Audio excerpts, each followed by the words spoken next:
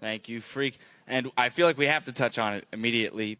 It was successful in the first game, not so successful in the third game. Gambit found a way to deal with it. The Fizz pick. Yeah, he went AD tank Fizz the first game, switched it up completely to full-on AP Fizz this time around.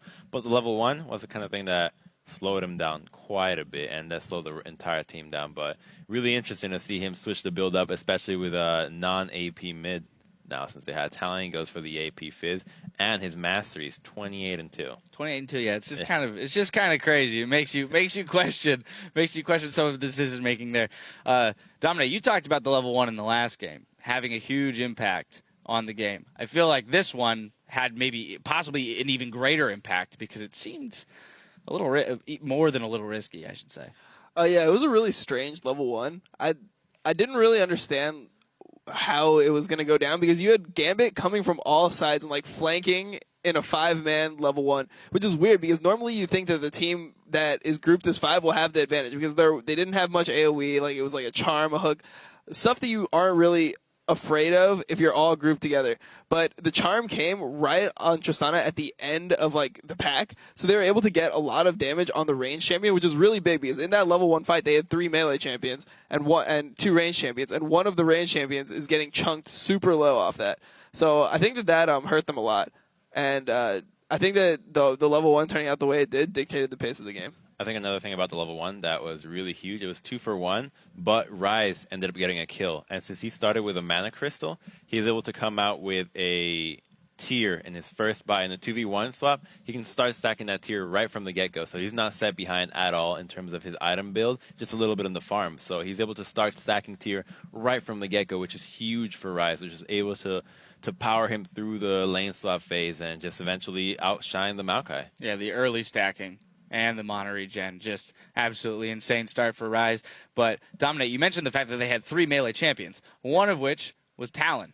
Yep. What do we think about that Talon mid pick? Because when we were back here discussing, we thought there were some other options against Ahri. I think I was wrong. I think it was 4 melee champions, right? Wasn't it Braum, Maokai, You're right. Fizz, and Talon? So there's 4 melee champions, which means that if you're AD champion, your 1 range champion goes down first. It's so hard to win the fight because you have hooks and charms coming from everywhere. You have all these like auto attacks and like Ryze Qs coming in that you need to like get on somebody and give them in order to win the level 1. And since they weren't able to do that, since they got engaged on, it just made it really hard. Ahri flashed a wall and wasn't in combat anymore. She actually missed 2 more charms after that, but it didn't even matter because of how their team comp worked at that stage of the game. I think that a Syndra pick would have been completely the best pick by far in that game because Syndra does extremely well against Ahri, and then low-range mages like Ryze, low-range AD carry, Lucian, Kha'Zix is going to die and get one-shot instantly. Like Thresh can kill that champion as well. Syndra would have been phenomenal in that situation, but I think they shied away from it just because the previous game he did not look comfortable on that champion. So definitely some jitters then from the first game. So actually talk to me about that. When you, just as players, if you have an unsuccessful game on a champion in a best of 5 series, are you really tentative to go back to it, or is that something that you just have to work on? You have to get better at saying, no, I know my ability to play this champion, I can jump back on it. I think the most important thing is if you fail with a champion, you need to assess yourself and see why that champion failed. Did you have a poor level 1? Did you struggle in laning phase? Like, were you not feeling well? What exactly happened? Did you actually not play the champion? Are you not comfortable with it? And if the answer is, yeah, you're not comfortable with the champion, just accept it. Don't play the champion anymore. It's that easy. You can't afford to just play something that is good, but you're not comfortable with in the match of such high stakes. To that end, Dominate, we throw statistics around all the time when we talk about win rates for certain players on certain champions. How much of that actually factors into your decision-making as a player when you're looking at a champion? It's all about just comfort. Like, I know this split personally. I had a terrible win rate on Eve in the early part of the split, and everyone on Reddit's like, oh, you're the worst Eve in the world. But I personally felt super comfortable on the champion, so I just kept on picking it. If you are comfortable on a champion, you should take that over all the results, in my mind. You should be able to separate what happened in the game from your actual skill. Because if you botch a level 1 and you lose a game level 1, yeah, your champion's going to look bad. It's not going to feel good. But if you know your ability on a champion, you need to stick to it. And you just have to be really critical and gauge it. I think that his Syndra wasn't the best in game 2. In game 2. But I think that I think if he just adapted, got Ignite, and played it into such a profitable matchup, it would have been fine. Like, he wasn't playing it into Zed with, like, a Vi. He wasn't in a weird situation. He was just going to play a straight-up lane phase. Syndra versus Ahri. Not incredible jungle pressure on either side, and he should be able to win that matchup. All right, to that end, I love the connection that you made there. We're going to jump into our replay, which is about 32, 33 minutes into the game around the Baron pit, where SK, it seems like a fairly good pick. They choose a good fight, but there's a couple positioning errors and things like that, and they actually, again, the melee issue seems to plague them. So, Crumbzz, I'll let you take this one. I think a key part of this replay is the fact that if you notice the map, Gambit has 3 pink wards in the Baron area, while SK has only that 1 green ward in the left side brush of mid lane. So they're going into this almost blind once Gambit retreats from that brush. And then it starts with a Bramble. It hits Ahri. Maokai flashes to try to get Ahri, but she picks up the Lantern right at the last finish. They finish Ryze here with a fish, and then during the charm, Tristana gets hit. Now she should have rocket jumped away immediately, but she just kind of danced around. She had the opportunity to rocket jump into the race and get away. She ends up getting killed, and then now you just can't. Threshbox basically single-handedly soloed the remaining 4 melees in the team because Talon uses Gap Closer on the Ryze. They all blew everything for him. They can't come into the fight. They just don't have any more Gap Closers due to the team comp that they have. And then Red here with Ahri's build, she went with the Zhonya's and the Rylai's Crystal Scepter. Talon expecting the Ahri to get killed with the last remaining rake after the Hourglass. Can't finish him off. Gets killed by Braum gets killed later in the end, and then now here Talon's trying to salvage something.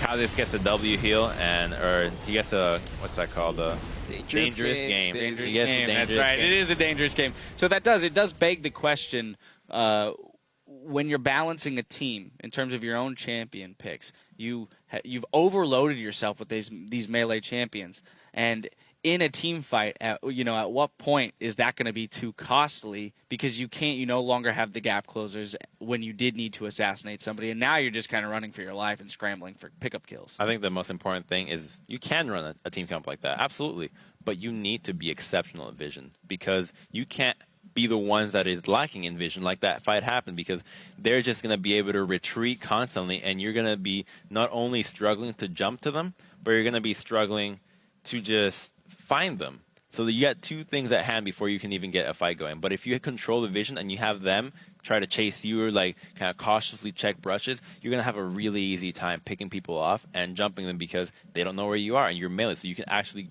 basically get them to face check a brush and you can pick them off. But they really struggle to get their vision control, and they suffered for it by taking these fights that were clearly in the favor of Gambit. Yeah, and I'd just like to say that picking bans, you can play a comp like that, but it's not optimal. You had an option to pick a Syndra, and your comp won't be so binary. That comp, you're playing 4 melees, and there's no poke on that comp. You have to just hard engage, run at people, and try to kill them. You don't want to pick that into a Ryze, ideally. Into a Ryze Thresh, that's not the smartest option. If you go for the Syndra there, you at least have like same type of pick potential, but you have more range. You have opportunity to pick your fights a lot better instead of just having a Braum ult flying at an Ahri. Ahri has a bunch of mobility and a Lantern. That's not the situation you want to put yourself in. You want to get your draft in a spot where you have a higher chance to win, not a spot where you can win if you play it perfectly. Yeah, I like that idea. And one final note, I think, to point out for SK is I would really love to see them play a game where they don't do something at level 1. Because I feel like their over-aggression, their desire to make a play and get ahead and put themselves in a great position has backfired now a couple times, and it's working against them ultimately. I think the level 1 they did the first game was fine. They just sat in the brush and waited for Gambit to do something. That's kind of the same mentality they should go into the game. Like, look, just wait for Gambit to come into us, and then we'll make sure that we can punish them. They almost got a kill. If it wasn't for your Gambit having an Elise to face check the brush, they might have face checked and gotten first blood for themselves. But by 5-man stacking that, you're not putting yourself in any risk. You'll have a big advantage by being a 5-man group and not having to move anywhere. But they invaded really deep as 5, and they ended up paying for it. So either they do that, or they just do a 5-man point defense and just do a reactive, like trade sides of the map. Just go for a standard level 1. They proved that they could take a win off Gambit if nothing goes wrong level 1. So they really just have to make sure that they can play it passive. And honestly, I just want to see them play like a point defense style. Use all your trinkets. Nothing happens level 1. All right, let's take the game from there, because that's honestly going to be the best gauge to see which team can come out ahead. I think they got mind gamed by game 2 because they didn't do a proper point defense. They didn't have their trinkets at the right time, so they got invaded on. Their red buff was stolen in front of them. So I think in game 3 they're like, all right, so let's do something aggressive. Instead of just doing a point defense where we might get screwed and they might not have correctly identified what they did wrong in their point defense, they wanted to do something where it's like, okay, we invade, we get vision. If we're all 5 grouped together, we should be able to trade evenly. And that backfired too. So I think right now they're in a really bad spot for the level 1 because they don't know if they should point. They don't know if they need to invade. They don't know how to get an even level 1, which is really what they want. Well, so we'll see if they can diagnose those early problems in Game 4. Gambit are, though, just 1 game away from locking up their spot in the LCS. After a quick break, we'll jump into Game 4 versus SK Prime to see if they can get it done. Stay with us. That's right. Finally, King shows up, but there's nothing. But here's this fight, 4-man. Dragon fight, in goes Z's. Edward will go down. The Shark doesn't matter. Now Kuban also going to fall. Zayden holds the front line for as long as he can. Mini J is about to fall. Fox also getting chased down. So much damage comes out from Kuban. Nick got away, and Smitty J, he's trying to do the same. Charm doesn't hit. Oh, he's going back in. Goes Fox, doesn't do enough though. There's the kill for Nick. An ace for Gambit. Fox in the wings. Will he try to fight this? Goes in for Diamond. He is not the right target. He gets exploded. Down goes the Talon. Fight begins. Mini J dies in the middle of the front line as well.